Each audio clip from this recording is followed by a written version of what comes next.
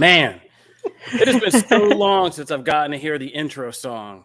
What's up? Welcome to Comic Book Nation, the only show that does it all for geek culture and the official podcast of comicbook.com. I'm your host, Kofi Outlaw, and we're at home today, so we're not in the studio today. I'm with my co-hosts, Janelle Wheeler and Matthew Aguilar. Hey, guys. What up? Yeah, and as I was just saying, it's been a hot minute since we've gotten to hear our own intro music because we're usually in the studio down here in Nashville. So we don't get to hear our intro music, but our intro I was music dancing. really does slap. So yeah, I had to get my dance on just to get us started here. But happy post Star Trek Day to everyone. As I said, this is Comic Book Nation. So we got a lot to do this week because, like we say, we cover it all for geek culture here. So, there's a lot to talk about. We got to talk about things on the DC side. We got to talk about that new Black Adam trailer that dropped. We have a big segment where we're going to go through and tell you what we think we might be getting at D23, which is going to be going down this weekend. We have boots on the ground from comicbook.com out there, and, it's D23. So there's a lot of Marvel stuff. There's a lot of Star Wars stuff and other projects that Disney also does. So we got to talk about what we think is going to be happening there. Plus, we got to do our usual TV recap. Big episodes of She-Hulk this week, House of the Dragon, Lord of the Rings gets into its third episode, and we see how it kind of holds up. Plus, we got a special guest. It's Connor Casey. He's coming back to do some more wrestling recap. It was a huge weekend/week for wrestling over here at Comic Book. So Matt Aguilar and Connor Casey have a recap for all you wrestling fans and flans. And, of course, we have comics because this is Comic Book Nation. So, like I said, Much. Yeah. And lots of So Batman, much I'm sorry. Oh my Yeah, God. we No, it's talked so good much Batman, though. It's good Batman. We got to talk some Batman. Plus, originally before D23, this show was just called Batman stuff because we just can't get away from Batman. So we have more Batman stuff to do. So, but it's actually good this time. So we're good. Yeah. And we have so much that we can't even fit it all into this show. So we have horror too this week. We have a review of the new movie Barbarian, plus interviews with the cast, including Justin Long. And we're going to be putting that out on our YouTube channel. So yeah, too much show for the show this week. So that's why we have a YouTube channel. So be sure to subscribe, Comic Book Nation YouTube. And if you're not watching there, we're trying to slowly migrate everybody. We love our Twitch audience. Twitch has been a little spotty lately, so we're trying to slowly but surely migrate our audience over to the Comic Book Nation YouTube page, which is live right now. You can just head over there, youtube.com/Comic Book Nation, all one word. And we're hanging out there, so be sure to check it out. And shout out to our Facebook audience. I was digging some research into the Twitch crashes and found out we've been neglecting you over there on Facebook. So what up, Facebook audience? It's Comic Book Nation. All right. Let's get to it, guys. So we got late this week. Dwayne "The Rock" Johnson is hopping around the world. He's promoting Black Adam. It's coming in October. It's about the only thing we have left over from Comic Book Nation's epic predictions for DC and Marvel 2022, where we predicted the rise of DC and have crashed and burned since then, with all the delays and the shuffles and the discovery of it all. But Black Adam is still coming our way. And this has kind of now become the dark horse, no pun intended, but, bet for possibly turning around this DC Universe franchise and getting us on the good foot and possibly Dwayne "The Rock" Johnson, maybe even taking a bigger role in shepherding this whole franchise. So what do you guys think of this latest trailer, Matt and Janelle? And do you think it helps kind of further Black Adam towards a possible big, maybe even $1 billion box office? Janelle? Oh, yeah. I mean, it's just huge. It's a lot in a short amount of time. I think the trailer is like 2 minutes and 40 seconds. Gosh, I don't know why I'm acting like I don't know. It's like 2 minutes and 40 seconds of nonstop action information. Like, just, it's awesome. Like, I think this got me extremely excited for kind of something that I was not really, I don't know a lot about Black Adam and I don't really care very much. Because I am so like DC mainstream, like horror group of Flash, Batman, Wonder Woman. And this was actually really exciting for me. I was like holding my breath.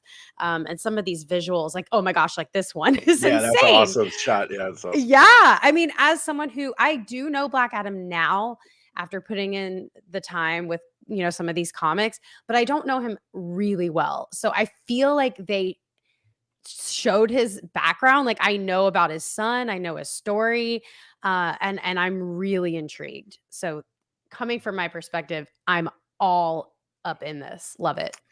Yeah, I'm right there with you. I think this got me pumped. I was already pumped. I've been looking forward to this movie, but I don't know. I mean, with each trailer, I just come away more and more hyped about how they're doing the JSA. Like the JSA is like the MVP of this trailer. It looks so awesome. Like look at that shot. And then you have like Hawkman. I'm so glad like Hawkman's getting some freaking love. Like the Hawk people, they've tried several times over the years with varying results, right? But this looks like an absolute home run so far. And so well, I think we know what went wrong now and what needed to be done. I don't know That's where all you I'll go. say as I drink from my Biggie mug. Anyway. So yeah, all this Hodge, that was something for the Lord of the Ring haters. I was just throwing all this to Hodge the looks Lord of the Ring so haters. every shot with him, like as it's gonna be so cool. And then I mean, Dr. Fate, like I'm very hyped for how they are kind of putting them. I think after this movie, fans will be really excited to see them further because there's so many other cool members of that team too. Also, if we get Hawkman off the ground, we do that right. That means Hawk Girl not gonna be too far behind. Need some Kendra in the DCU. Just throwing that out there. So yeah. So I'm hyped. I'm hyped. Yeah, I mean, one thing we can say for sure is that like Dwayne "The Rock" Johnson and WB maybe weren't so crazy to kind of hold off and knock this back because this looks like the most polished comic book movie that we've seen visually.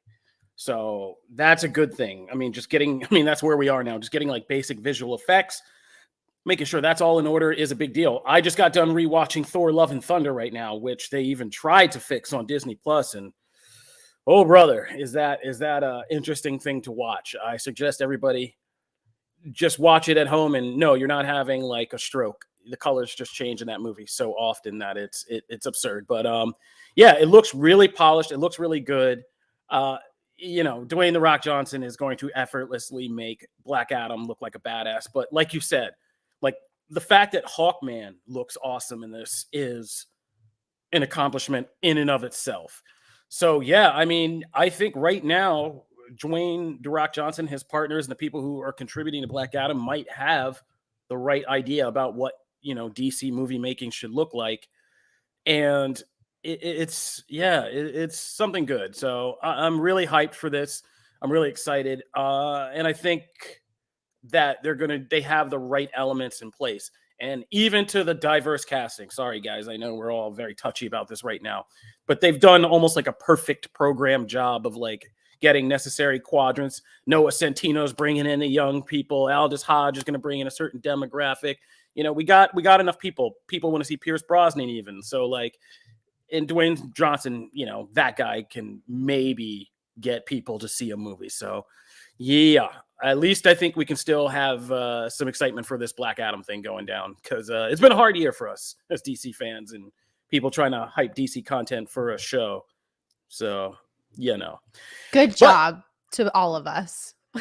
Yeah. We've been holding it down. We've been holding it down. Good job to all you DC faithful out there.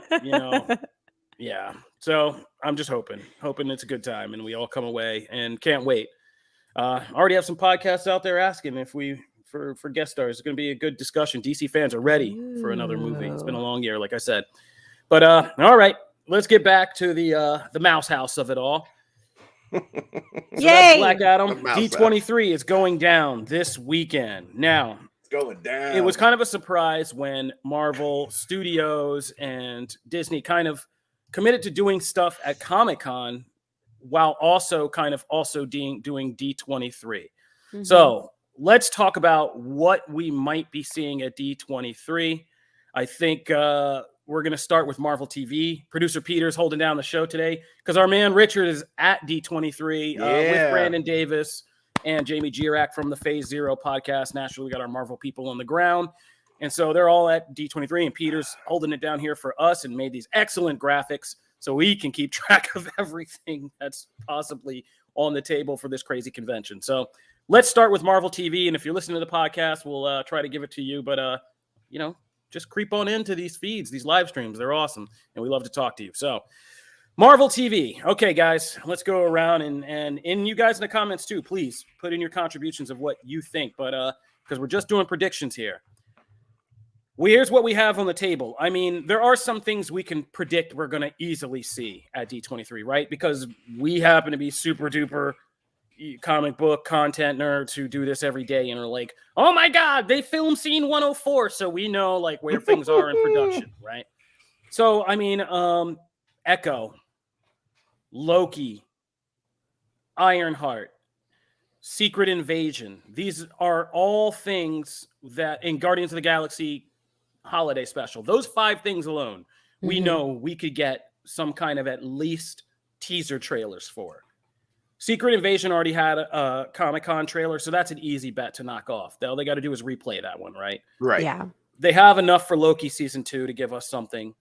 Echo, the same deal. Echo spins out. I mean, we know that Charlie Cox and Vincent D'Onofrio were both in that. So it's possible that they flex something Daredevil as well, right? Because even though that show is still a ways away, you still have the elements in place to at least make something crazy. And they know how much Daredevil, just a simple Daredevil shot is enough to send a room into uproar. So, there's that. I think What If is definitely, they could show a sizzle reel from that, depending on where the animation is. But I think the things I'm kind of more interested in is the Iron Man side of the franchise, which has been real quiet for a very long time. Mm-hmm. We've seen production photos from Ironheart. We know that's filming, and we know like Anthony Ramos is going to be playing the Hood. That's a big deal. But I'm hoping we do get something from Armor Wars because, Don Cheadle deserves it. We deserve it. And, where the hell is Armor Wars, right? What do you guys think about Marvel TV, and what are you kind of hopeful for here? Matthew. Oh, man. Okay, well, I'm going to start with hopeful. And I'm going to start with Captain Carter. I'm very hopeful for something. I don't care necessarily whether it's a show or it's a movie or even that she's like in a cameo. It's like I don't really I just want Captain Carter. After Multiverse of Madness, we're free to spoil that movie now, right? Yeah, go. Yeah. Okay. Yeah. So after she was cut in half, I would like a little redemption, and I would love. I mean, she was so awesome in that cameo, right? So I would love to have her back in the MCU, like in the proper timeline and everything, or move her over from a different timeline, whatever you got to do. I'd love to have her featured in some way. So I will say that is my hopeful. I do think I feel like Secret Invasion and Armor Wars is almost to the point where I'm pretending it doesn't exist until it actually like plays something. Like I'm getting to that point. But like Secret Invasion, we know they played stuff. That project has me very kind of meh, and I feel like it needs some momentum. Like show something, even if it's something in addition to the footage you showed at Comic-Con. Like show something that really starts to kind of get me a little excited for this thing. It's just so odd that such a big. When this was first announced, everyone lost their minds, and then slowly, as more things kind of come out, it's just like meh. It just kind of comes along the train. I need you to kind of recapture some of that energy with something. Yeah, agreed. And I think we haven't talked about it a lot, but there is, the more and more I see of like what Marvel's doing, there seems to be in Phase 5 specifically, like this whole villains kind of coming up, right? Phase 5 ends with the Thunderbolts, but along the way, we're going to get the Hood kind of making a rise, Kingpin kind of making a comeback. Compact. There's no coming back for what just happened. I'll come back. And the other side of it is whatever's happening out in the cosmos with these alien races, the Skrulls, the Kree, and everybody caught in between. Carol Danvers, Kamala Khan, Monica Rambeau. Oh my God, I can't believe Teyonah Parrish. I can only think about her having a baby right now. That's where I am in the news cycle. Monica Rambeau, yeah, out there in the universe. And Secret Invasion could be the first hint of that, of evil Skrulls, things not being what they seem, all these kind of machinations happening. And that might be why it's been so secret. But we also do, like you said, it's lost a lot of momentum. So I do want to see that. And Captain Carter does, I think that's an easy win if they announce that. Now, some things that have been mentioned in the comments that I just want to kind of acknowledge. Yeah, there are some things we didn't really have. I think we only could do so much with graphics, but Wonder Man, I expect that we'll hear something about Wonder Man Really? for sure. Nice. Yeah, because I think there's a whole element, and this kind of bleeds over into the movie section, but Destin Daniel Cretton, director of Shang-Chi, he's now deep in with Marvel. We know, we all thought he was doing like a 10 Rings TV show, but then it was announced he's doing Wonder Man. He's attached to that. We know he's doing the Kang Dynasty. And I think we haven't heard about him for Shang-Chi 2 yet or anything. So I think he is an element that needs his own kind of like set of updates.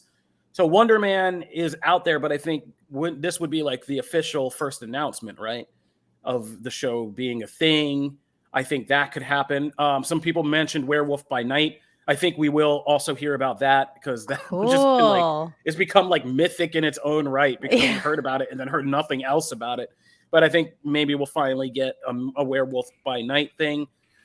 I think season 2s are a big theme that are easy for Marvel to do, right? Mm-hmm. So I think you could see like, yeah, we're going to get Moon Knight season 2. That's an easy one to call and say. I don't know if we'd hear about Miss Marvel before the Marvels comes out and we see, that I think they would pause on.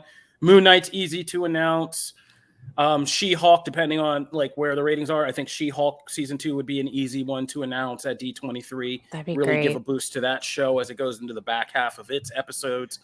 So I think is that some people are wondering about like Defenders and stuff like that. I don't think we'd get that now. Mm-hmm. I still think it's a little too early for that, but you never know. Crazy things could happen and have happened before. So my big kind of hopefuls are hearing about Captain Carter, hearing about Armor Wars. Getting those season 2 kind of lockdowns. And, I'm only in this for the Werewolf by Night of it all, really. you and Adam. You're just like hoping and praying. I just need the Kate and Yelena sitcom that I pitched. Oh my gosh. That's what I really need. That's what I need. We're going to talk about that. We're going to talk about that on the movie side. Jim Viscardi, in his crazy rumor mill ways, also dropped other kind of possible TV things. Oh, yes. I think we'll hear something about Agatha Coven of Chaos. Oh, my gosh. Yeah. Duh. Yeah. We'll get maybe some more of that. I totally forgot. Scant details about that. I mean, there's nothing really to say about that lately. But Jim Viscardi also was in my ear. And I don't know if this is from his wish list or something he's hearing out there in the aether, but a surprise left field announcement would be something like a Nomad series about what they're going to do with Bucky Barnes after, because we know Captain America, New World Order's coming for Sam Wilson, Anthony Mackie, but a Nomad TV series, which I joked is like Marvel. Somebody at Marvel sat down and watched Reacher or listened to our excellent coverage of it here on Comic Book Nation and was like, we could do that on the cheap just with a metal arm, and could do that. So I don't know, but that's Jim Viscardi for you. All right, let's move on to some. We're going to come back to Marvel movies in a minute. I want to just keep with TV and go to Star Wars. I think Star Wars is a little bit easier to manage expectations because of what we know. Andor, you can do a special look or a preview of like episode 1, a new trailer.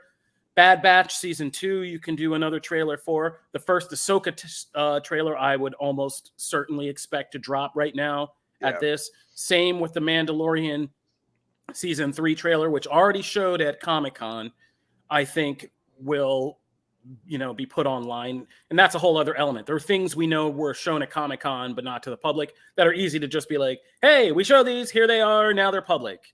Yeah. And Mandalorian season 3 trailer is one of those. And The Acolyte is this kind of X Factor Star Wars TV show that we know is in production, has to do with the High Republic era and this kind of crucial point of when it ends going into the Skywalker saga. And so that's a pretty pivotal TV show. There've been casting and there's been murmurings about like what's going on. So I think we could find out more of that and maybe have a first teaser or something like that. But I think Star Wars is pretty straightforward. It's D23, so they could announce a new slate of stuff for the Star Wars TV universe. You never know. I would not be totally surprised if we got something like Hayden Christensen back in some kind of Vader series. There seems to be a lot of momentum for that after Obi-Wan, but beyond that, and there's also like Wrecking Crew. I didn't put this on here, but that Wrecking Crew show is still a thing with Jude Law that's also filming, and we could probably see some first stuff from that. But for new stuff, I would say left field, probably a Vader series or something like that. But beyond that, I don't know.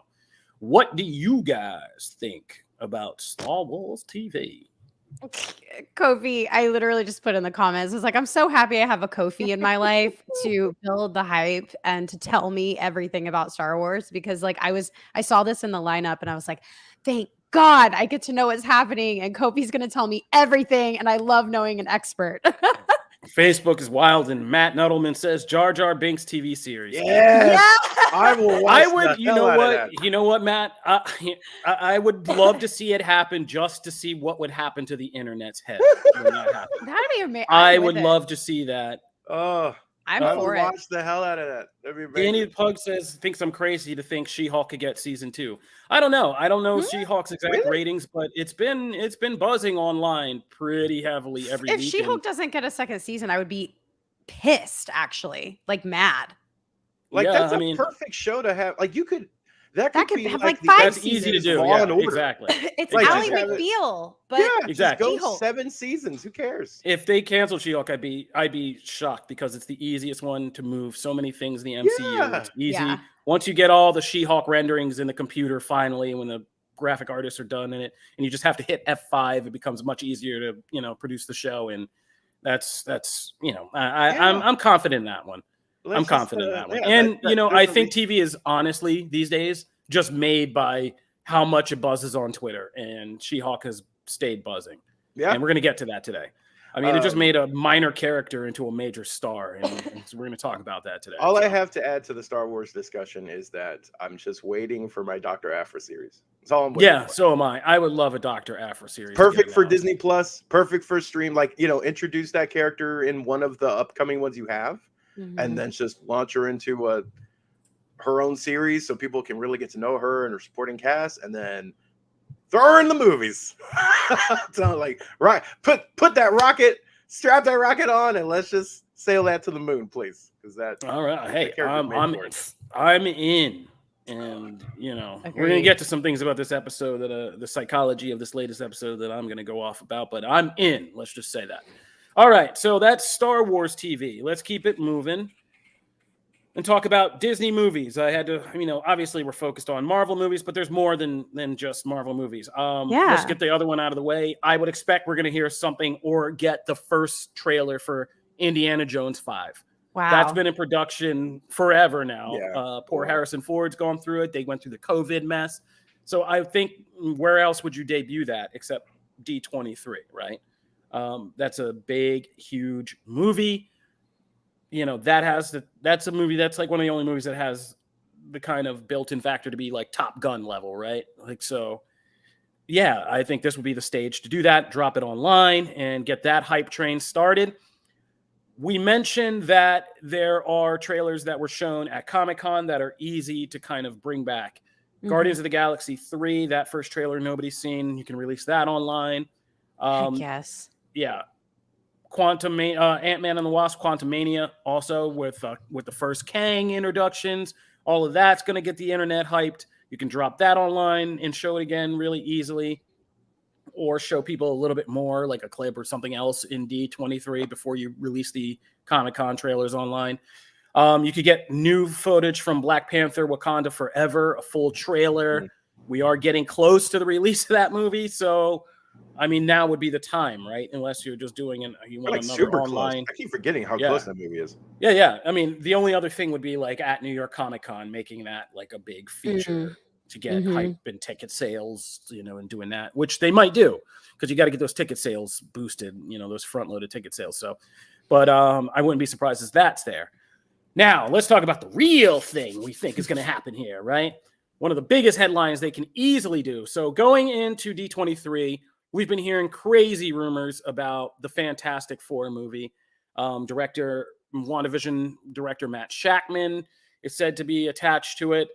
And we've been hearing casting rumors. Penn Badgley from You could be playing Reed Richards.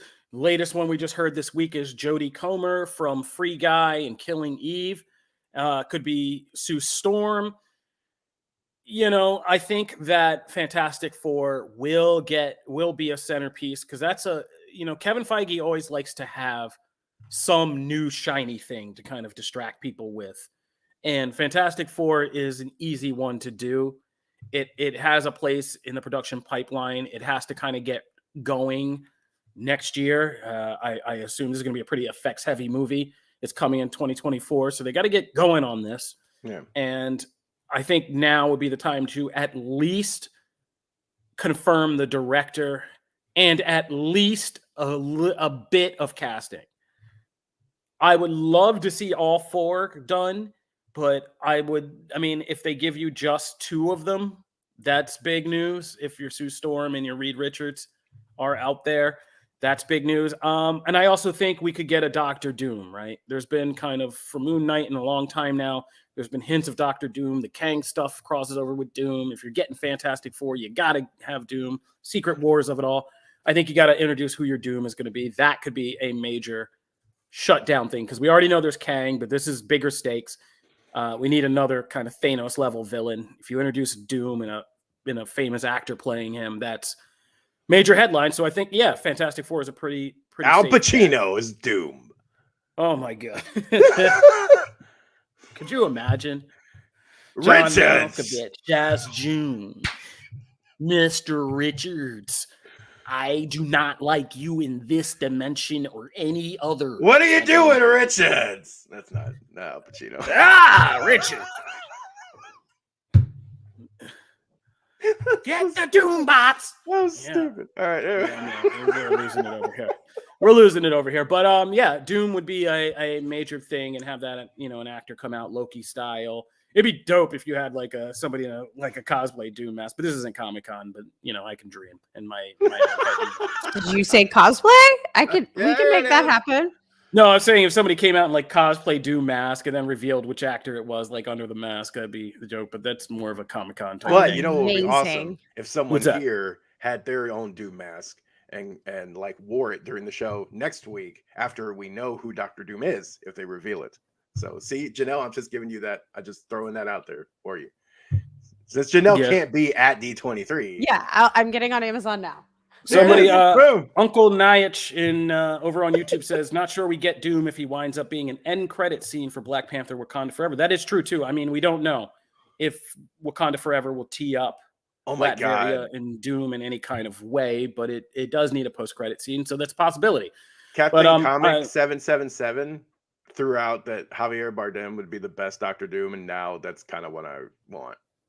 I would not be mad at Javier Bardem as Doctor Doom. I was watching him, and he was just in one scene of. I was watching Collateral, the Michael Mann movie with Jamie Foxx and Tom Cruise, and he's in one scene of that as a kind of drug lord, and I was like, yeah, he's great as a villain. So I mean, in Anton Chigurh, if you've ever watched, No Country for Old Men, Javier Bardem is a great villain. So I would not be mad at that.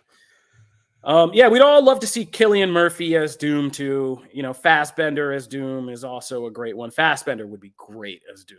Yeah, he would. And he hasn't done anything in a hot minute. So, yeah, but we're getting off topic here. All right. We could talk about Fantastic. We go back to our Pacino by next week, we might all be sitting here very happy or very disappointed. All right, and finally, I threw something at Peter, some late additions that, because, we over here at Comic Book, we do have some things that now and again come through. But what a picture. What a picture. Peter. That was amazing. Sorry, Peter, for the late workload. I'm sorry. Things change. This show's crazy. You guys know, if this is season 4, we plan all the time. We plan, God laughs. We have to redo shows all the time. All right, some late additions. So here's some things that are on the docket now. Deadpool 3. There could be a major Deadpool 3 announcement. We all but suspect that's coming in, February of 2024, is it?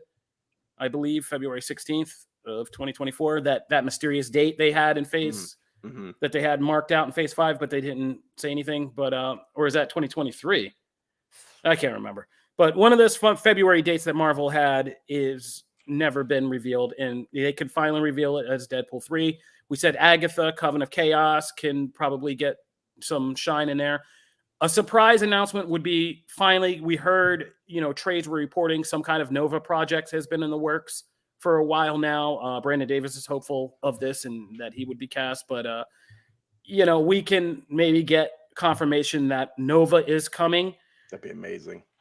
There is a big kind of growing rumor that we will maybe, instead of like that classic Avengers moment where they bring out, or Eternals moment, because Kevin Feige loves to do that, right? Yeah. Bring out when he's got like an all-star cast of people together, bring them all out and do it. It's too early for the X-Men, personally speaking.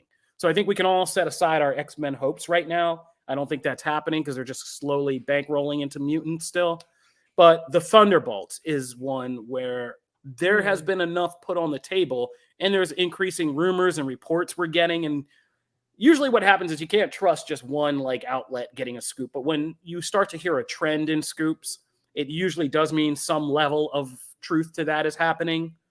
And we've been hearing the Thunderbolts murmurs for a while now. So, I mean, this would be a good press turnaround if they put Florence Pugh out in front and been like, yeah, Yelena Belova. It'd be good to get away from that "Don't Worry, Darling" stuff and maybe get into some Marvel stuff again. Even though I'm super hyped for that movie. Yeah, me too. Oh, now I didn't think we wanted to talk about it, but that movie looks amazing. Yes. Oh, the drama. I'm not even looking forward to. I'm looking forward to the movie. I love Olivia Wilde, but I'm more looking forward to the Netflix docuseries about making. About making. Don't Worry, Darling. That is going to be heat. Somebody needs to get on that right now. We need to see it. Damon Gray said there's a rumor that the Ghost actress is in Anaheim. Thunderbolts is a big growing rumor. So yeah, I mean, and that's an easy one to do because we've basically, this last couple of weeks of She-Hulk has teed up their Hulk. Florence Pugh's Yelena Belova is out there. John Walker's already out there. Ghost from, Ant-Man, that actress people have wanted back for a long time. There's a whole bunch of, villains that have been just kind of, either one-off supporting villains that people have said would be great. Everybody has a Thunderbolts. We do on comicbook.com. Here's who they could pull together. And so you could take a bunch of your kind of supporting people led by a couple key people like Wyatt Russell and Florence Pugh. And of course, my personal goddess, Olivia, oh my God, I can't believe Julia Louis-Dreyfus. And bring them out on stage and shut down the show by saying, here's your Thunderbolts, right? Yeah. I love it, Kofi.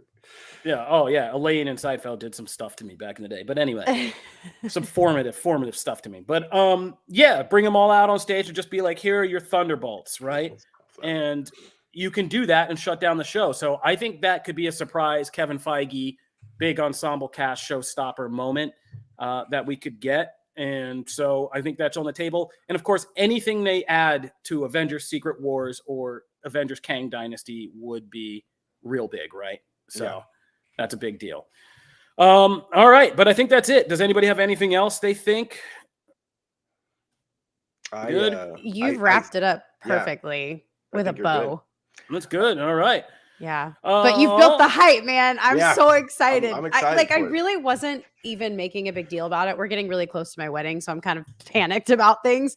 And then Kofi sent this beautiful note with all of these announcement thoughts. And I was like, oh my God, I just got so hyped about this. I'm really excited. All right. Well, we just went deep on D23. We're going to have coverage all weekend long on Comic Book. We're going to do this. I think for time's sake, we should probably flip things around a little bit, maybe. Okay. Take a break, come back. Matt, do you want to do your wrestling segment first? Sure, let's knock it out. Come back? Yeah, we're going to talk some wrestling and have Connor Casey on for all our wrestling fans to recap what happened. Because then we got to do TV recap for Lord of the Rings, Rings of Power, House of the Dragon, She-Hulk, and we got some important comic stuff to talk about. So we'll be right back. Comic Book Nation. Peace.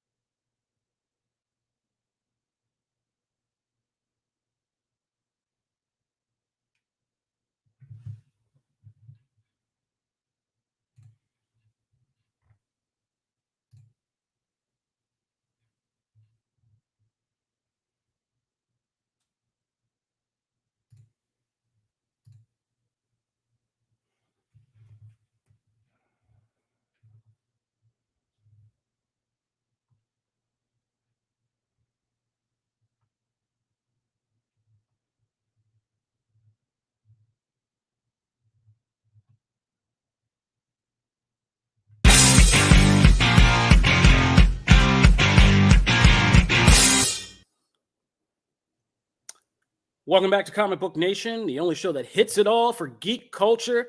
We are here, and last week was one of the craziest weekends I think I've seen in wrestling. Our poor comicbook.com wrestling team had a lot to do. And to recap it all for you, Mr. Matthew Aguilar is here, and so is Mr. Connor Casey. Woo woo, babe. All right, boys, take it away. What shook out of this whole mess, and how close were your predictions from last week? Yeah, so we got, okay, so just to recap for those who somehow were under a rock and did not notice all of the things that are happening in wrestling. We had Clash at the Castle, we had then Worlds Collide, and then we had All Out. And then we had the All Out Media Scrum. And then we had the All Out Media Scrum, which set off a week still happening of just, good Lord, just so much to cover. So I guess to start things off, though, Connor, before we get into that, because that's a whole thing unto itself, just from the weekend up until the Media Scrum, what stuck out to you? Who do you feel kind of came away with the win that weekend? So I feel like this weekend was great in many ways, and it was also rather frustrating. And the consistent theme I saw across all three shows is promoters stubbornly sticking to their guns. Triple H opting not to put the Universal title on Drew McIntyre, I feel was a massive mistake, because I don't think you can possibly generate a louder pop than those 60,000 fans all 100% behind Drew, only to pull out the rug from under him at the last second. And then that goofy sing-along with Tyson Fury there at the end, which I don't think made anybody happy. Then Worlds Collide. I'm baffled by the idea that you want us to care about NXT Europe when you just said, okay, here's NXT UK, and we're going to job out both of their singles champions in one night. And try to convince me that Tyler Bate is a lesser wrestler than Braun Breaker, when at the same time that Braun was struggling to stay on the Ravens, Tyler Bates putting on a 5-star classic with Walter. I don't think the two things are equal, but that's just me. And then with All Out, for as good as some of the matches were, the show is too bloody long. And I wish that was getting more addressed than what wound up getting brought up in the post-show media scrum. But obviously, there were bigger topics to cover. So no one's talking about that right now. But this is the same problem we're going to run into with Full Gear, and it's the same problem we've had with the past few shows. Yeah, no, I agree with a lot of that. I think I had to say, number one, my predictions were actually pretty accurate this time around, which didn't happen the last few times. So I was happy to get a win in that regard. I didn't feel like Drew was winning, but damn, they did a hell of a job making me think he might. Leading up to that, they did a fantastic job, and man, that pop was unreal. So while I didn't think he was ultimately going to do it, I was engaged with the story, and overall, that's what I care about, right? So I do feel like you don't cut Roman's reign there. However, I understand the frustration with having those two titles kind of on one show, on one person. It kind of restrains what you can do with all the other stuff. So I get you. And let me just add, we've talked a lot about how the overall product has improved under Triple H's regime, but the specter of Vince McMahon still hangs over everything when Roman Reigns still has both titles on one show and is working part-time on that show. Right. And at the same time, you keep threatening us with an Austin Theory cash-in, where the punchline of every pay-per-view lately is, how does he fail at cashing in? Yeah, but I'm okay with that. Both of those decisions were made by Vince, and they continue to linger over everything. Triple H has fixed so much about what fans have been frustrated about the product lately, but Raw still does not have a world champion. And guys like Seth are just forced to sit there and wait for something to finally happen. Right. But you can't. Okay, to be fair, yes, I agree with you in that respect. Though I enjoy the Theory stuff because at least you're having some fun with it. And he's a heel that people already dislike. I'm okay with having some fun with that. But that said, I also don't expect Triple H to just like, if you take the titles off of Roman in the wrong way and you do it just to get the title over, I feel like you do harm. And there is a way. Honestly, the wrong way to do it with Drew. I don't what is that so. Outside of Clash, which would have been a huge moment, awesome moment. You then get there, and I'm telling you right now, 2 weeks later, we have people in the chat going, "Man, this is boring. What's Drew doing? This is a drawing." Blah, blah, blah. You're gonna have the same complaints that came around when people were burnt out on the last one. They were burnt out because it was the pandemic and you had no crowd. I'm saying, but it's the fact that like I don't think it was going to be something that like lasted for weeks and weeks of, oh yes, Drew's got the title again. Da da da da. I don't think it was the right time. I think you take it in a in a knee-jerk reaction way, and it actually has the opposite effect. But I understand it needs to happen. It absolutely does. But I'm also okay with like not every change happening overnight. And Rock isn't the solution at WrestleMania because he's not winning. No, he better not win. That's the whole point. He's not going to win. Like he's going to have Roman. He's going to put over Roman, and then the problem isn't fixed because he's still the double champion, right? And he's but still isn't on a everyone's part-time schedule. Prediction that Cody's going to be the guy to do it? We don't know when Cody's coming back. That's the big issue with that entire theory. Is that man's arm looked like Grimace. Yeah, but he's still wrestled. And you're banking the entire future of the next year of the company on that. I agree, though, that it needs to happen sooner. But I was okay with it not happening here. I do not have all the answers, though, to tell you that, oh, yeah, here's when it'll happen. But I understand the frustration because I'm there, too. I will say, let's move into the next big thing, though, because obviously... Where's my muffin? Give me a minute. No, I'm kidding. After all of the wonderful wrestling that happened, we then had a post-media scrum at All Out, and CM Punk, like, it feels like just like took out a lighter and lit like all the goodwill and all the craziness happened. And from there, it has been just insane. So I guess walk us through a little bit of like what's played out, how it's all played out. Sure. So at this point, we have covered the entire situation to death. He railed on Hangman Page. He explained his situation with Colt Cabana, he being CM Punk, by the way, if you somehow missed that part. And he wound up getting into a locker room fight with Kenny Omega, the Young Bucks. One of the backstage coaches, Ace Steel, wound up biting Kenny for some reason. And a bunch of people got suspended. We still don't know Punk's status with the company going forward. And a few questions have kind of lingered since then. The first one being, was this planned? Did he plan on walking into that scrum and making some sort of rant like this? And I do think in some ways it was planned. There was confusion because the feed for the scrum, the official one from the AEW YouTube account, was about a minute late. So when you watch it in its entirety, you see that he literally picked out someone from the crowd that he thought had some sort of connection to Colt Cabana, decided to bring that up, and then said, I'm going to make the entire situation clear. And in his mind, he thinks he's doing that. And you're going to ask yourself, well, why would he do this? If you're a civilian, if you're someone who doesn't cover this stuff regularly or follow it religiously, you were walking into All Out and your main thought was, wow, the build for Moxley Punk's a little weird, but I'm still excited for the match. But if you're like us, you know that, hey, the biggest story outside of the pay-per-view itself has been, hey, everybody's mad at Punk because of this Cabana thing. Now, he wants to blame the Elite for spreading all these rumors, but let's put all the cards on the table here for a second. The two big scoopsters in the industry right now, Sean Ross Sapp and Dave Meltzer, both said they weren't their sources for these stories coming out.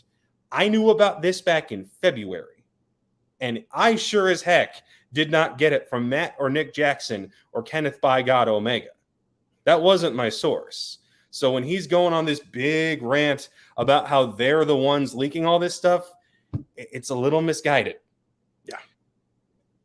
So I do believe he walked in wanting to try and set the record straight. And if he had just stopped at the Cabana comments, we would have moved on. That would have been it. Yeah. But then he wants to get into it with Hangman because he felt like that was a slight, an obscure reference that was made, that if you didn't know what he was talking about, that comment would have completely gone over everybody's head. And then he wants to blame the EVPs as well. Now, the second point that people want to make from this is, how does this make Tony Khan look?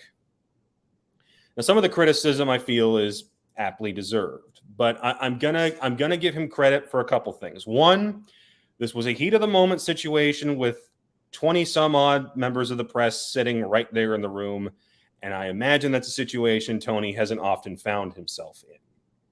So he obviously didn't know about the fight. His phone wasn't on him, and he wasn't in the locker room when the brawl took place. He was sitting there at the table. I think going forward, the best option for him is to do what he was originally doing with the scrums and come out at the end. He doesn't need to be sitting there next to every wrestler for the entirety of every segment. And I will give him a little bit of credit if this was his idea. If he heard what Punk was saying and thought, well, I'm turning this guy heel, I'm going to let this play out, it kind of worked. Because who's the most hated man in AEW right now? Whether you're in the locker room or out in the stands, it's Punk. You've kind of achieved that. And I'm not saying this is a work. Yeah, because I don't think there's enough foresight. I see it's in the comments right now. It's not.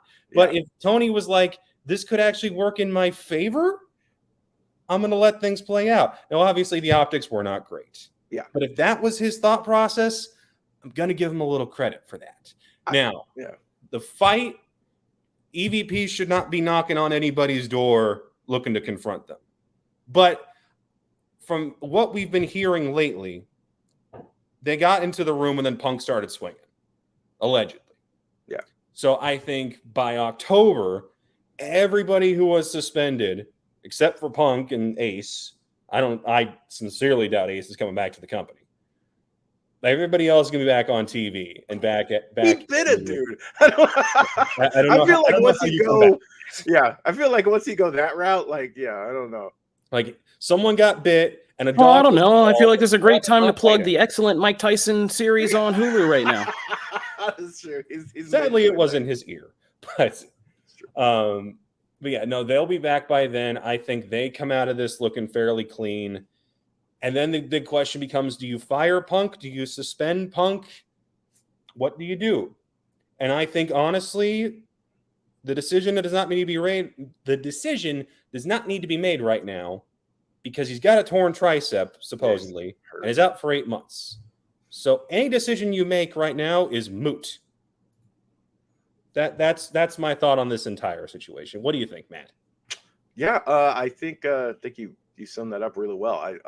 I don't think it was, just to address a few things. I don't think it was planned as far as Tony. I think after the fact, it would be smart to make it into a work as much as you can. Right? There is so much money to be made right now with Punk as the ultimate villain. Yeah. And that's what we want. That's what I want. I won't speak for everyone. That's what I wanted leading into this. I wanted him to turn heel and let's run with that. Because to me, that's the most fun Punk, is when he does that. So turn it into that, sure. But as of right now, your 3 EVPs and your biggest star just had an all-out brawl, and then his buddy bit someone, and then there was a dog being protected throughout the whole thing, right? It's a mess. So if you can work with that going forward, great. But Tony Khan's clearly grimacing at several points during that conference when Punk says things about people that he's working with. So he was clearly not prepared for it and not on board. So if you can turn it into something, I am glad that everyone essentially was like, no, all the titles are up for grabs. We're handling this the very next episode. I think he's reacting. I mean, he got booed when he came on screen. Mm-hmm. And then it kind of segued to people applauding when that the titles were vacated were announced. That's nuts. You wouldn't think that's happening. So I think he's handled it as best as he can moving forward. But we'll have to see if are they still EVPs rolling into 6 months from now? We'll see. I know Kenny has an event coming for the game.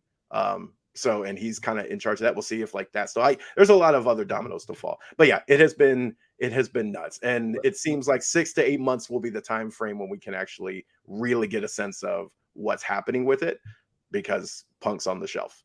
And let me finish with this. There's an expression in sports: winning cures everything. And the pro wrestling version of that is great wrestling cures everything. And this week's Dynamite was arguably one of the best of the year. I think those first 20 minutes, for as much of a mess as this weekend was, that was about as great as you could have possibly handled that.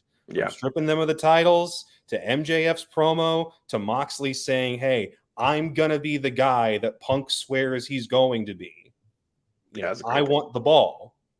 And then have a killer 6-man tag, crown new trios champions, and start a tournament where you now have a group of guys, all of whom are legitimate contenders to be world champion. And suddenly Grand Slam is must-watch TV again. Agreed. They've already found their way out of this in some way. So that is the wonderful world of wrestling this week. We need to. Is there a podcast already called The Wonderful World of Wrestling? The WWE. Yeah, there it is. Done. Logo made. Bam! I think we just figured out something from Comic Book. All right, there you go. ABB, always be branding. All right, so let's go on. Thank you, Connor Casey, for dropping by and recapping. It was a crazy week in wrestling. Even I was in with my popcorn. It was like one screen, don't worry, darling. One screen, CM Punk. One screen, don't worry, darling. Who's spitting on who? Who's biting who? What is going on? All right, so thanks, guys. Appreciate it. Fun times as the world burns. All right, so yes, as many of you saw in the chat, we are going to flip it around. We were going to talk some Lord of the Rings and House of the Dragon, but I think we can skip past that really fast, though. We don't have to get too bogged down in those. Yeah. Lord of the Rings, the only thing that happens is... Wait, are we spoiling? Because I promised that we would tell people that if we're spoiling these. Oh, well, we're going to spoil for She-Hulk, so we might as well. We're but are we going to spoil spoil for Lord of the Rings? I was just going to say there's only one thing to know, and I don't think it's a spoiler, that there's a character they introduce, and it's a Lord of the Rings character in this latest episode. You might not have even known, but there's a kid on a ship. His name is Isildur. If you don't remember that name, Isildur plays a pivotal role in the opening flashback sequence of Lord of the Rings about what happened in the war with Sauron. That's the only thing you got to know. So that's the only thing to remember about that. Otherwise, it's still a solid episode, but I still think House of the Dragon to me is more exciting because you look at what happened in House of the Dragon episode 3, and I know Janelle. Spoilers for this that one. Matt Smith. I love him. Yeah, I love him. He's amazing. Yeah. Oh, I love Matt Smith. Where you just see him filled with arrows, and you were just like, I wish I could save him. Well, I really did have a moment of like, oh no, like he's gonna die. I really did. I was like, man, that sucks. Yeah, if you're on comicbook.com right now, there's a lot happening because it is D23 right now. I know it says upcoming in our show notes. Somebody pointed out, but we wrote that days ago. So, you know, it is happening right now. And yes, Indiana Jones 5 pictures are dropping. Brandon Davis is dropping Indiana Jones costume reveals. We got things happening all over the place. So you got to be on Twitter. You got to be on Comic Book. You got to be on this show. We are everywhere. Yeah, so House of the Dragon was pretty hyped this week. Some great things. We have excellent breakdowns about some of the prophecies, like the bonfire scene, what the royal hunt meant and all of that, what the white stag was, why was the boar and the white stag all important to kind of Game of Thrones, some of those Robert Baratheon echoes. You know, there's a whole bunch going on there. It's but still Lannister references. Yeah. Oh, man. They're doing a good job because this show isn't a direct prequel. It's separated by so much time, but it's great about showing you the echoes of history and how things can be circular and how fate can be circular and, you know, tweaked and go different ways depending on how you treat it. So I'm loving House of the Dragon. Lord of the Rings is good, but still a little slow for me, as some people are saying in the comments. Not as exciting as, although I love a good Harfoot, you know. If Dragon wasn't out, I think that we wouldn't be as critical. I just... That's it's hard. Possibly. They're both same. Yeah, comparison bias is real. Yeah. You know, it is. You know, we all use that. We all have that one friend we use for that trick, right? Comparison bias. You know. Yeah. Shout out to all the comparison bias friends. Thank you. thank you for your service. All right. Let's go to what we want to talk about. She-Hulk episode 4. But before we do that, we're getting live reacts. I sent it to the guys during the wrestling segment. There's a new She-Hulk mid-season trailer out right now. It's on the front page of Comic Book, and it looks pretty dope. It's for the back half of the episodes. There's 9 of them. So, Peter, look at Peter Look at over that. here. I Wow, love that we're Peter already on seeing it. the. I was not even expecting that. We've the already worked this She-Hulk poor man branding. enough this week. Yeah. So And so good. you have this kind of ad within an ad of Titania's the last episode. Episode 4 ends with Jennifer Walters getting sued over the She-Hulk name because Titania says she used it. And now we see why. She has an ad for a product called She-Hulk. But yeah, if you watch this footage, there's some hype stuff in there. Guys, there's some Daredevil in here. some Keep Daredevil your in here. eyes peeled. Yeah, there's some Frogman in here. You get to see Jen Walters at the party episode where she's in the dress, and some other things that we saw teased in kind of the first trailer. So We get that new costume. Looks yeah, we get the official Yeah. She-Hulk costume. Yeah. So I mean, I'm looking forward to this. You know, I don't think it's a secret that we like the show here. We're kind of big fans of it. And this looks like an exciting back half of the season. And I love that they're leaning into like the twerking and all the silliness and all the absurdity of it, and just putting that out on Front Street because, you know, it is what makes this show fun. Wongers. Wongers. Wongers. Yeah, My there's new some shots of favorite Matt Murdock phrase. in there. I love that we're not just getting Daredevil, but Matt Murdock. Yeah. And she says, "This guy's doing it for me." Yeah, that's great. Little Daredevil reference. Wongers. I love all of that. That's Patty That whole Guggenheim. thing is amazing. That's Patty Guggenheim, who was on Phase Zero yesterday, which I suggest you watch because, you know, it's interesting always to see actors when they're as their natural selves, and she is hilarious just naturally. She is naturally funny in like a very Madison kind of way. So good. She even came equipped with her own martini glass, and, you know, was clearly celebrating, you know, her big Amazing. Marvel breakout. But I told you guys, She-Hulk episode 4 was the one I'd been waiting for. I've been sitting here like a little kid, like bouncing up and down because I gotten to see the first 4. But yeah, episode 4 was where it really did click for me, and I got why they gave you the first 4, because that's the one where you feel like the show really kind of knows what it is and is totally just like, okay, we're doing this.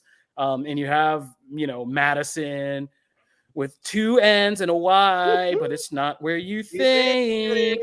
Yeah, and Patty Guggenheim as Madison just shows like Marvel does such a great job of sometimes just introducing these bit characters that just break out and become these fan faves. You know, like the little trio in WandaVision with all those supporting characters coming together, and now this character who has like conquered the MCU. Her career is about to change, you know, very much, and good for her. But this show is just hilarious, and just the whole thing with Donnie Blaze getting people Ghost Rider fake outs, and just that whole thing, and him using like the cheap magic. And Benedict Wong really has been the MVP. Oh of my just God, holding down man. Phase 4. Mhm. This Like, has done man so is just much for him. carrying. Like, I know, and I just feel bad. His chiropractor must be like so pissed about him just carrying Phase 4 on his back, right? Yeah, he's amazing, and I love that Marvel's just kind of messing with us with this show, even with like a light Mephisto possible thing, just to get our Mephisto bone kind of tickled again. They just drop some reference to a goat named Jack and devils and making deals. never mention it again, just kind of mess with us. But now you have everybody like, was that Mephisto? Is this it? Is Madison working for Mephisto? Okay. But yeah, Norton is great rad. stuff. Phase Wong is a real thing. Yes, it is. Phase Wong. Oh my God, Yes, that's it is. great. Yeah, I just, man, compared to Multiverse of Madness, like who I thought he kind of got slighted in a lot, Mhm. and he didn't really get to shine in that. Like a Sorcerer Supreme should, if he's gonna have that title. And here he's just delightful. I love every scene he's in. He's killing it. I just, this Mhm. show has done so much for embracing him and really letting him have fun, you know? Yeah, they can put him in like anywhere, and he's so good. Just like talking to Jen Walters, just like what the thing. He does magic. Noticed I use my Quotations. yeah. And that post-credit scene, you know, which we put as the GIF, because every show, if you haven't noticed, when we say we're live streaming, we put a GIF on every one of our Twitter announcements for the live stream. And this one, you know, that post-credit scene right now, Mad Wong, I told you guys was going to be my thing, and that's what I want. I want some Mad Wong because that's hilarious. I would watch a Marvel short just about them going to find a good gin and tonic somewhere, and like getting in some weird adventure, and then ending up getting into the bar at the end. Like, I would watch that if that was a 10-minute short, right? Yeah, so good on She-Hulk. It's fun, Who man. is- This is the show that Somebody me asked, and Anissa I'm watch sorry, every let's week. back it up. For anybody listening or watching who doesn't watch She-Hulk, Madison is a character who spells her name very, very crazily, and is a drunk girl who a former student of the Mystic Arts uses to, because his magic show is failing, and he ends up sending her to a demon dimension.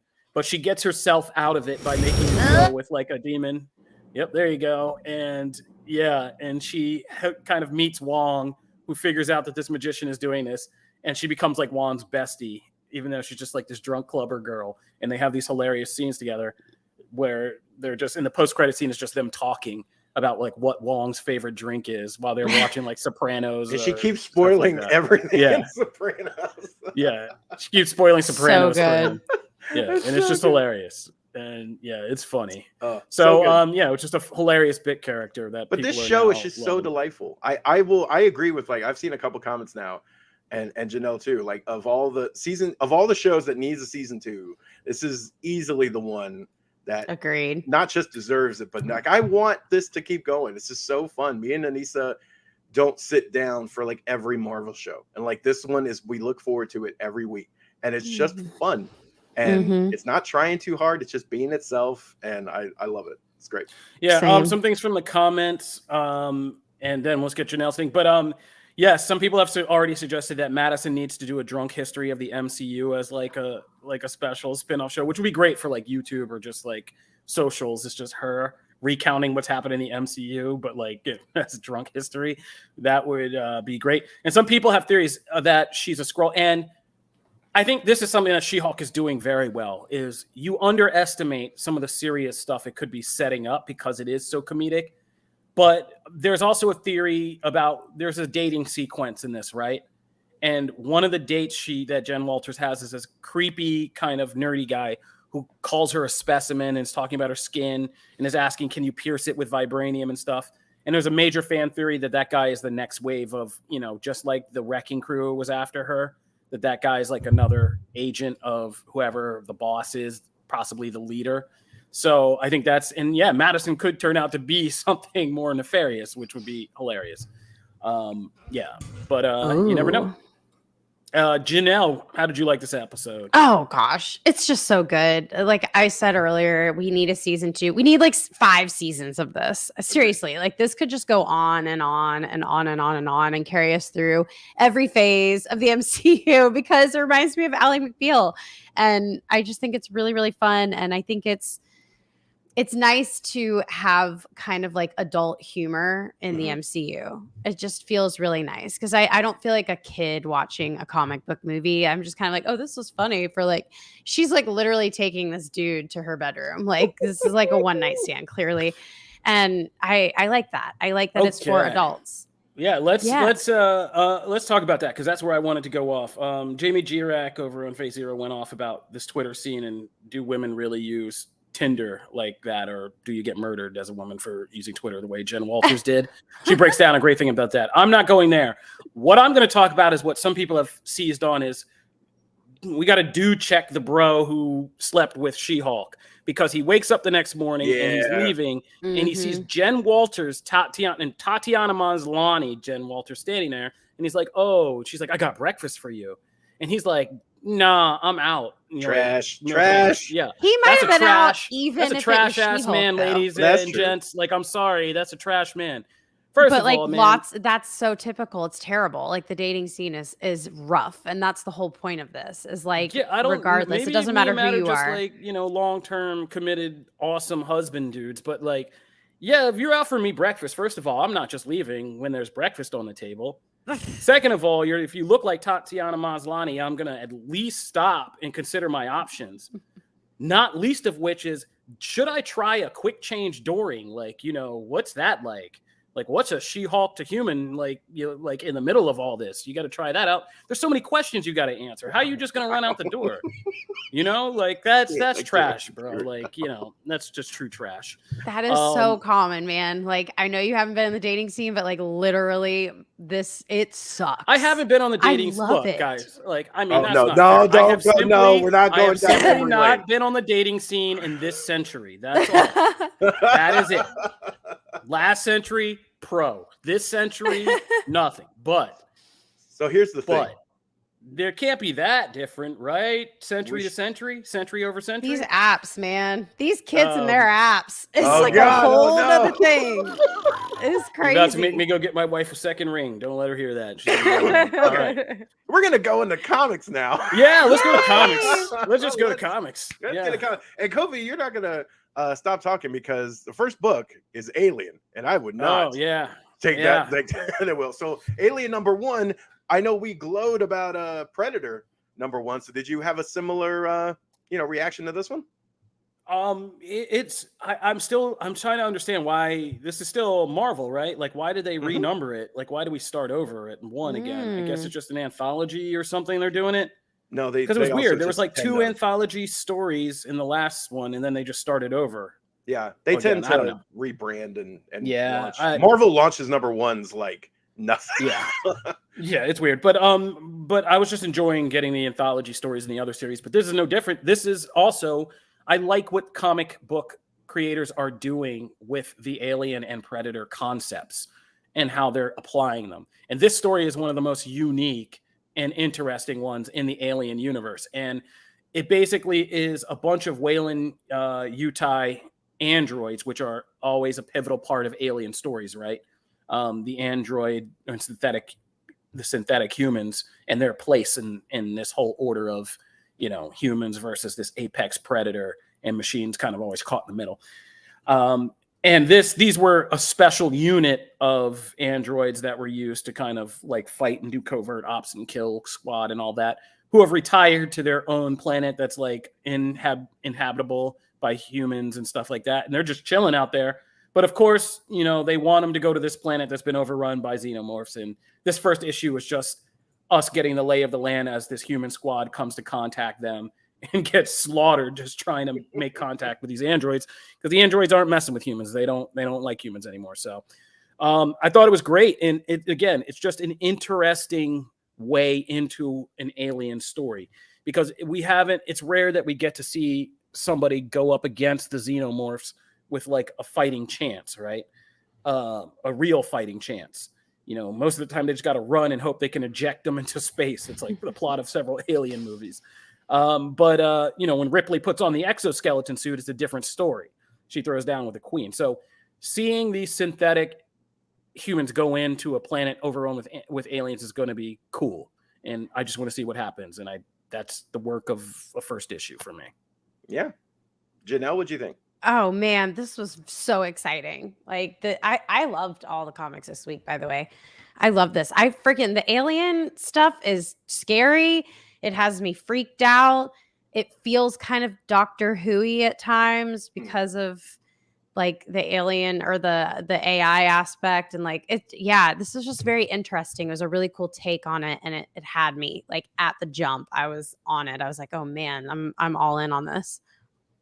Yeah, no, I agree. Just like with Predator, I thought, if you're going to kind of introduce this as a new series, you got to hook me from the beginning. And like that one, they did the whole kind of recap, which was great for me. If someone doesn't know the timeline on the back of my hand, it was great to have like an immediate, like, okay, I get where we are, what's happened before. So yeah, I love this. I came away really excited. There is a lot of as I noticed in the comments, there is a lot of human stuff in it. The aliens don't play like a super big part aside from like the beginning, but there is enough of them in the story that I was intrigued. So I am. Yeah, that's excited. But that's every alien story. Right. That's every alien movie. You have and they first set the act. hook. It's all human stuff, and then then the xenomorphs. And they set the hook at the end though. That like moving forward, it's a lot of like there's gonna be a lot of they're going to an entire planet full. This is an alien story. The xenomorphs are always just a force of nature. You can't do any characterization with them. They're just the monsters in the dark. And so it's all about who has to go into the dark and face the monsters, right? But I get your point. And Barkwood Comics, yes, Matt has been for 4 seasons now, I believe, or close to it, been saying Something is Killing the Children is a great comic series. So Matt's been saying that all along. So that's been a part of the show since like the beginnings. So good, by the way. You should go read them. Let's move into Batman. So let's close out the show back where we always go. Where Batman. has legend? Yeah, Batman number 127. This one, the Batman of Zur-En-Arrh. I love this this weird stuff. I super love it. But this issue explains where this new villain, Failsafe, by the way, spoilers coming in for these books.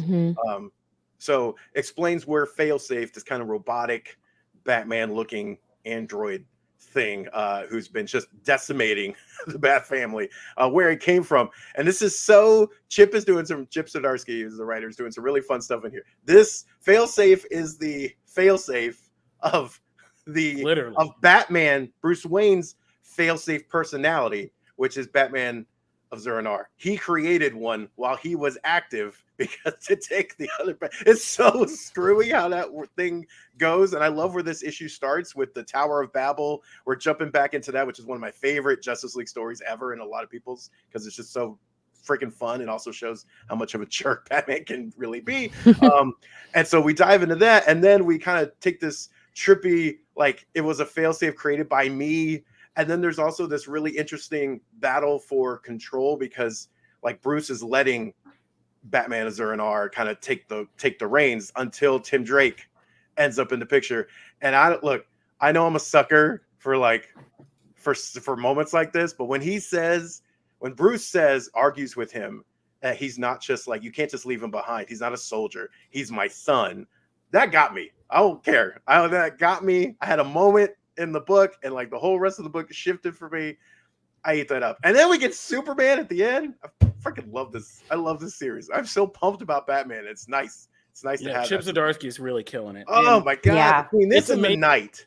Between this Batman and the Knight, he's just taking big swings at like major Batman lore, whether it's filling in gaps that nobody's filled in with this much detail and character detail, with like in Batman the Knight, how Bruce Wayne trained to become Batman in each intricate step, or doing stuff like this, like shoring up. This issue opens with like one of the most ambitious epilogues you could scenes you could do, which is adding on to Tower of Babel, one of the most famous DC storylines of all time. And you're like, well, I'm just going to add on to that story with an epilogue scene. Because seeing that story famously ends with, the Justice League taking a vote on whether to vote Batman out. And it comes down to Superman as the deciding vote, but Batman just pieces out before Superman says his piece, because Batman figures he knows how Superman would vote.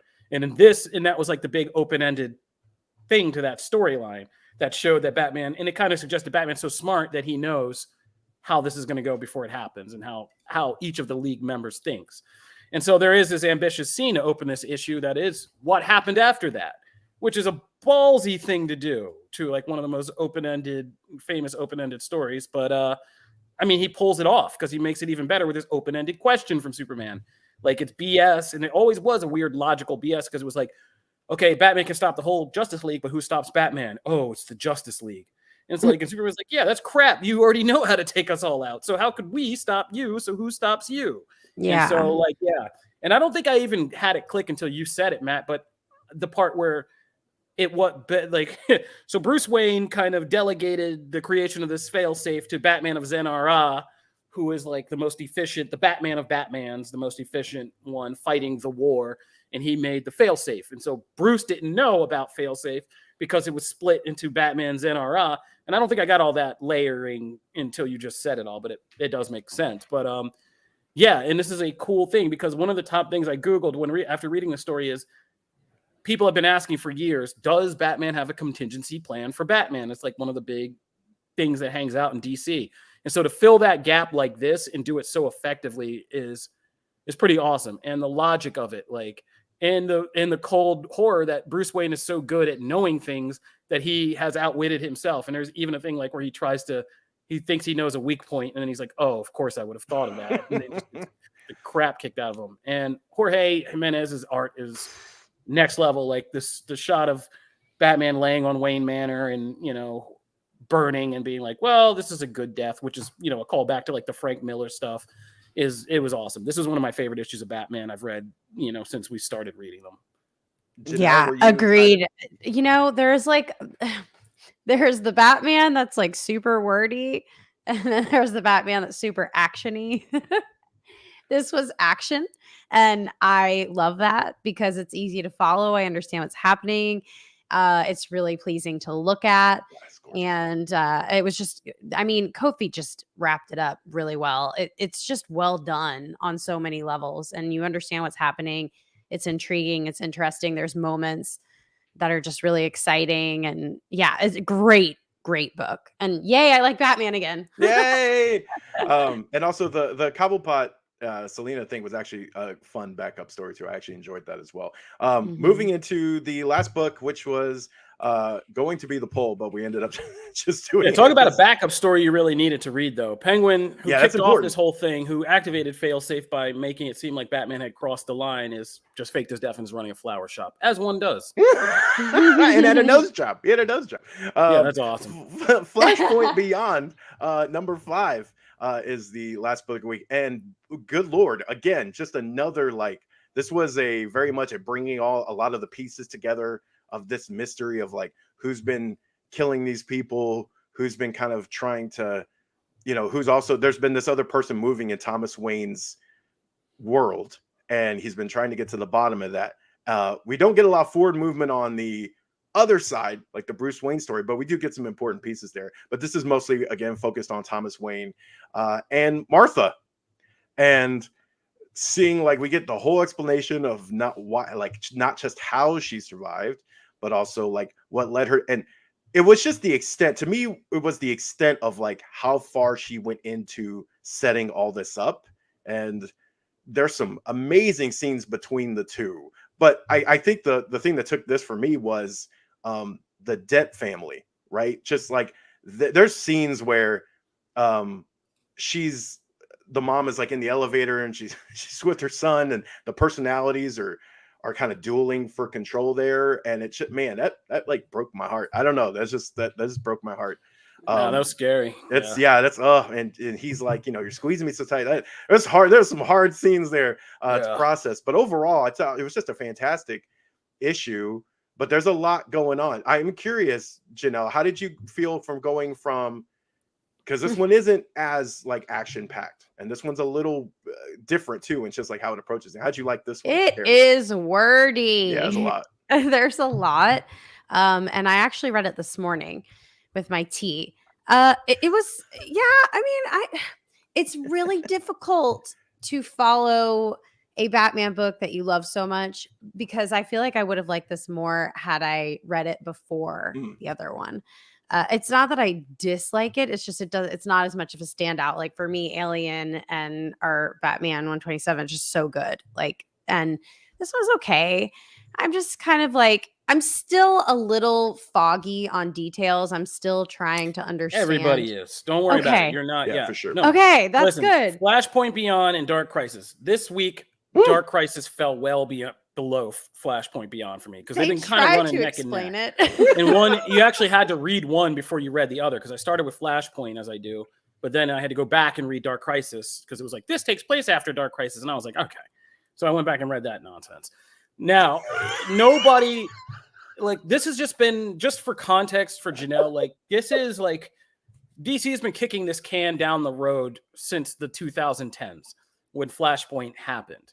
Because Flashpoint happened, then got erased, but then there was Doomsday Clock and all that. Then they wanted to keep playing with Thomas Wayne, so they had to bring him back and play with him. Then they had to kill him off again and do all that. And so everything's gotten confused. And so this series is really just here to kind of help straighten out some things and possibly make the Flashpoint universe exist again, because it is so much fun. And I think that's what this issue's takeaway was for me. The Flashpoint universe is too much fun not to play in. It always has been. And this is just awesome. We finally got to see Martha Wayne Joker and Thomas Wayne Batman, which is, they've been like the Boba Fett of DC ever since Flashpoint, because we got a 3-arc kind of Batman story that revealed, but the big twist was at the end that Martha was a Joker, and you didn't really get much time with her. It was more dramatic stuff. You didn't really see her Joker as much. So kind of seeing her now be a true villain and being this good at it, even with her like knife skills and stuff, it's an interesting character, and seeing their dynamic is interesting. And I want Flashpoint to stick around because, like I said, it's an interesting universe.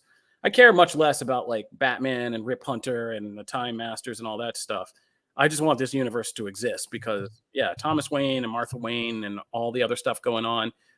Gilda Dent as Two-Face is much better. So I'm enjoying it, but it is talky, and it's not an action one, like Janelle said. I think this is just interesting if you're into DC multiverse stuff. Yeah, I agree. I think well said. You don't like Martha Joker, the Weaver's Witch? I love Martha. I think Martha Joker is one of my favorite twists. That in a universe where Bruce got killed, that Thomas flipped out and became Batman, and Martha went insane and became Joker. It actually makes sense. So I've always liked it. I love the line where she's telling him about the other world, and she's like, and Joker was a guy. Like and they it's so just hard for her casually to drop process. Joker's real name, Jack Oswald White. They have years and years of this, and we finally just casually drop Joker's name, which is Jeff crazy. Johns. So that's comics. Yeah, and a good comics this week. So that's Comic Book Nation. We had an extra supersized show today, but we got to cover a lot. Like I said, stay tuned. We will be covering all things D23 this weekend. Don't miss out.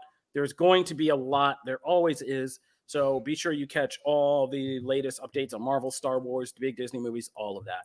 And if you haven't, go to our YouTube channel and subscribe there because we're dropping videos. I have a review of the new movie Barbarian that I'm about to shoot, and we're going to put out there with some cast interviews. And we have other content coming your way over there. Follow us on Twitter. Follow us at Comic Book Nation. You can follow me at Kofi Outlaw. You can find me at Matt Aguilar CB. And you can find me at Janelle Wheeler. And hit us up and let us know what you guys think. Yes, somebody said, yes, Cobra Kai is now back on Netflix too. Check that out. It was Star Trek Day. We have a bunch of Star Trek coverage we did over on our Star Trek. I started Morbius. Page.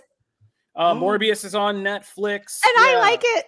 Oh, boy. We're going to have to hear Janelle's Morbius. It's recap. Morbid time. Morbid time next week.